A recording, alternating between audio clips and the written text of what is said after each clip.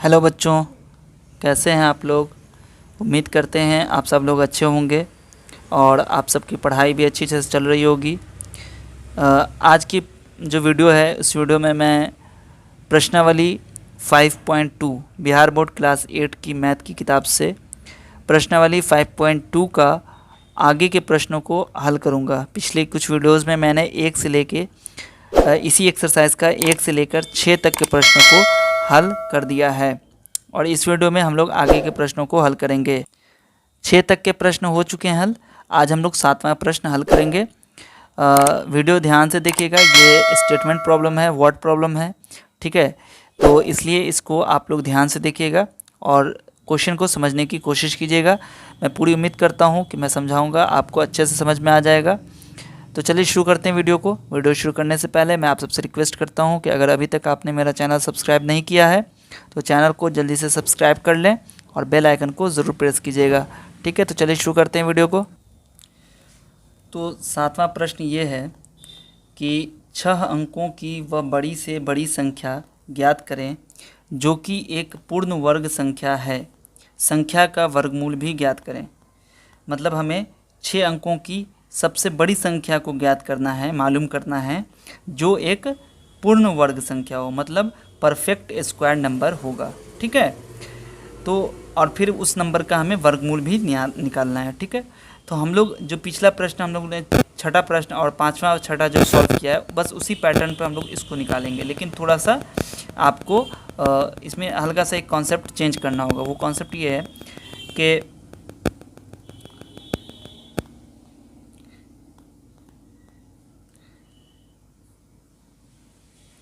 इस प्रश्न में कह रहा है कि 6 अंकों की सबसे बड़ी संख्या आपको निकालनी है जो एक परफेक्ट स्क्वायर मतलब पूर्ण वर्ग संख्या हो और फिर उस संख्या का वर्गमूल भी निकालना है।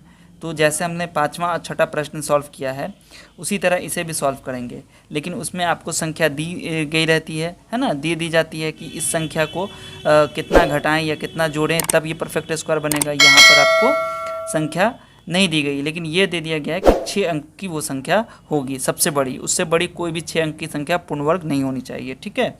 तो आप यहाँ पे हल में क्या लिखेंगे, देखिए हल में आपको लिखना होगा। देखिए आपको पता है कि 6 अंक की सबसे बड़ी संख्या कौन होगी, सबसे बड़ी संख्या कौन होगी। आप यहाँ पे लिखेंगे कि 6 अंकों की सबसे बड़ी संख्या कौन होती है, 9,99,999। ये सबसे बड़ी संख्या होती है, ये आपको पता है। इसमें अगर हम एक जोड़ देंगे, एक भी जोड़ेंगे तो ये कितनी अंक की संख्या बन जाएगी, ये बन जाएगी 7 अंकों की संख्या बन जाएगी, ठीक है। तो ये तो पूर्ण वर्ग है भी नहीं, या है उसको हम लोग चेक भी कर लेंगे अभी। तो हम लोग पहले क्या करेंगे, इसका वर्गमूल निकालने का प्रयास करते हैं, ठीक है। तो हम लोग क्या करेंगे, यहाँ पर वर्गमूल निकालेंगे 9 9 9 9, ठीक है। और इसका वर्गमूल निकालने का प्रयास करेंगे। पेड़ लगा देंगे यहाँ यहाँ यहाँ, ठीक है। पेड़ लगाने के बाद बार हम लोग दे देंगे। उसके बाद क्या करेंगे, आपको यहाँ पर लगाना है, गुना करना है किससे, 9 से। यहाँ 9 रखेंगे, यहाँ भी 9 रखेंगे और यहाँ पर 81 रखेंगे, ठीक है। हमने क्या किया, 99 उतार दिया और फिर 9 में 9 जोड़ दिया, यहाँ पर 18 हो गया, ठीक है। और ये 99 हो गया, यहाँ पर आ गया आगे वाला। अब ये 1899 है और यहाँ 18 है। क्या रखेंगे हम लोग, फिर यहाँ पे हम लोग 9 रखेंगे, यहाँ भी 9 रखेंगे और इसको जोड़ेंगे तो कितना होगा, 9 9 81, 9 8 72, 8 80 के 0 हासिल 8, 9 1 9, 8 17 हो जाएगा ना। और इसको घटाएंगे तो क्या हो जाएगा, इसको घटाने के बाद आएगा 9 में से 1 गया 8, 9 और ये हो जाएगा 8 में से 7 गया 1। अब आगे क्या आ जाएगा, ये आ जाएगा 99 यहाँ आ जाएगा और इस 9 को हम लोग ऐड कर देंगे। ऐड करेंगे तो कितना हो जाएगा, 9 9 18 और 8 1 9 हो जाएगा, 198 हो गया। अब यहाँ पर देखिए ये 198 99 है ना, तो यहाँ पे हम लोग फिर 9 रखेंगे और यहाँ भी 9 रखेंगे तो ये हो जाएगा, गुना करके ये आप गुना कीजिएगा, गुना करके आपके पास आएगा 17,901, ठीक है। ये आ जाएगा आपका 17,901, ये माइनस गुना करके इतना ही आएगा, ठीक है। उसके बाद इसको घटाएंगे तो कितना हो जाएगा, 9 में से 1 गया 8, ये 9, 18 में से 9 गया 9 और ये हो जाएगा 1998, ये बच जाएगा, ठीक है। यानी कि हम लोग यहाँ पर क्या लिखेंगे, हम लोग लिखेंगे यहाँ पर, ये आप नीचे भी लिख सकते हैं, मैं यहाँ पर लिख रहा हूँ, मैं क्या लिखूँगा यहाँ पर, देखिए चूँकि क्या है ये जो बड़ी संख्या हमारी है, ठीक है, सबसे बड़ी संख्या है, हमने वर्गमूल निकाला तो ये इतना शेष रह गया। इसका मतलब कि ये 999 का स्क्वायर हो जाता अगर इतना ज़्यादा नहीं होता ये संख्या, ठीक है। तो हम लोग क्या करेंगे, लिखेंगे यहाँ पर कि यदि हम इतना में से इतना घटा दें तो ये पूर्ण वर्ग संख्या में मिल जाएगी, ठीक है। तो यहाँ पे हम लोग लिख देंगे। अब चूँकि इतने में से हमने यहाँ पे लिख दिया, चूँकि इतने में से हम इतना घटाएंगे तभी हमें पूर्ण वर्ग संख्या मिलेगी। अगर हम इतना नहीं घटाएंगे तो हमें पूर्ण संख्या मिलेगी ही नहीं, पूर्ण वर्ग संख्या मिलेगी ही नहीं, ठीक है। तो यही हमारा एक आंसर होगा कि जो हमारा 1998 है, ठीक है, इतना हमको माइनस करके जो आएगा वो हमारा फर्स्ट आंसर होगा। मतलब कि बड़ी से बड़ी संख्या निकालने के लिए जो कह रहा था, तो हमारा क्या हो जाएगा आंसर इसका, इसमें हम लोग घटा देंगे। घटाने के बाद जो आएगा वही हमारी कौन सी संख्या हो जाएगी, बड़ी से बड़ी संख्या जो पूर्ण वर्ग संख्या होगी, ठीक है। तो इसको घटाएंगे तो आ गया आपका आंसर कितना हो जाएगा, 9,98,001, ठीक है। ये आपका हो गया एक आंसर, ठीक है। अब इसका हमें वर्गमूल निकालना है, तो चलिए वर्गमूल भी निकालते हैं इसका। तो हम लोग इसका वर्गमूल निकालते हैं, ठीक है, उसी दीर्घ विभाजन विधि से वर्गमूल निकालिए इसका। हम लोग क्या करेंगे, यहाँ पर 9 रखेंगे और फिर यहाँ पर 9 रख के इसको गुना कर देंगे, 81 आ जाएगा। इसको माइनस करेंगे तो कितना होगा, 9 में से 1 गया 8, 9 में से 8 गया 1 और ये 80 उतर जाएगा। फिर यहाँ पर 9 ऐड कर देंगे, ठीक है। फिर यहाँ पर कितना आ जाएगा, 9 से गुना करेंगे तो कितना हो जाएगा, 9 9 से 81, 9 8 से 72 प्लस 8 80 हो जाएगा और 9 का 9 8 17 हो गया, ठीक है। माइनस करेंगे तो कितना हो जाएगा, 10 में से 1 गया 9, ये हो जाएगा 7 और ये हो जाएगा 1, ठीक है। फिर यहाँ पर ये जोड़ना है 0 1, ठीक है। अब क्या हो जाएगा, फिर यहाँ पर 9 ऐड कर देंगे तो कितना हो जाएगा, 9 9 18 9 1 198 हो गया। यहाँ पर 1 है, इसका मतलब 9 से हम लोग यहाँ पर लगाएंगे, यहाँ पर 9 रखेंगे, यहाँ भी 9 रखेंगे, गुना करेंगे तो ये आपको आंसर 17,901 ही आएगा। ये आप यहाँ पर 0 हो जाएगा, माइनस करेंगे तो 0 हो जाएगा।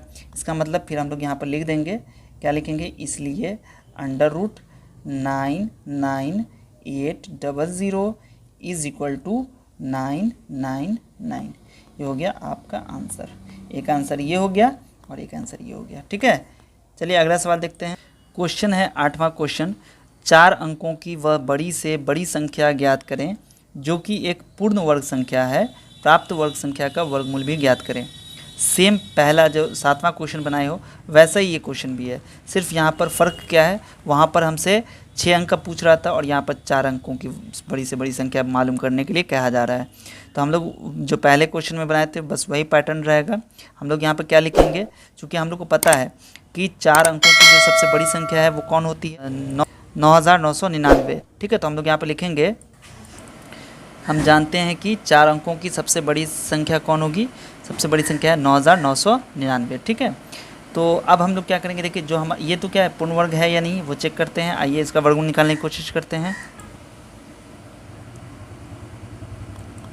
तो यहाँ पर हम लोग ने जब इसका वर्गमूल निकालने की कोशिश किया तो वर्गमूल जब हमने निकाला तो इसका देखा कि हमने 99 यहाँ पर आया और हमारे पास जो रिमेनिंग है वो रिमाइंडर हमारा 198 198 बच गया।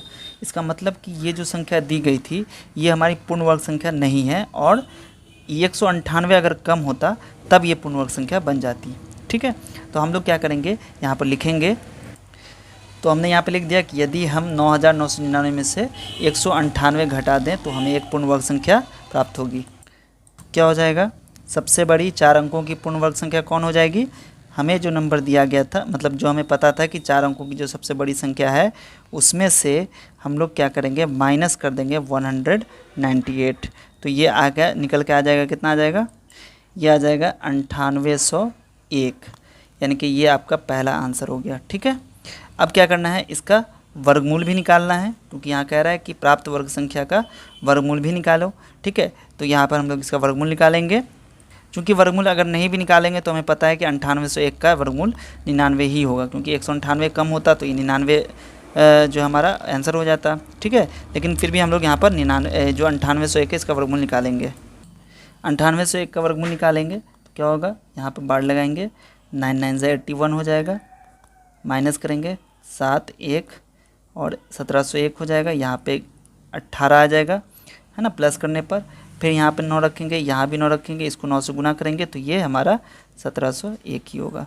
माइनस करेंगे तो 0 आ जाएगा। इसका मतलब यहाँ पर हम लोग लिखेंगे √9801 बराबर 99। ये हो गया हमारा आंसर। ठीक है, तो इस तरीके से आज हमने 7 और 8 प्रॉब्लम को हल किया है और अगले वीडियो में हम 9 और 10 प्रॉब्लम को सॉल्व करेंगे। तो अगर ये इसमें कोई दिक्कत है अगर इस प्रॉब्लम को समझने में, तो आप मुझे कमेंट में ज़रूर बताइए और इस वीडियो को आप शेयर कर दीजिए। ठीक है, और चैनल को अगर अभी तक सब्सक्राइब नहीं किया है तो चैनल को सब्सक्राइब कर दीजिए। ठीक है, और बेल आइकन को प्रेस ज़रूर कीजिएगा ताकि आपको मेरी हर वीडियो की नोटिफिकेशन मिलती रहे। ठीक है, मिलते हैं फिर अगली वीडियो में, तब तक के लिए अपना ख्याल रखिए। बहुत बहुत धन्यवाद आप सभी का।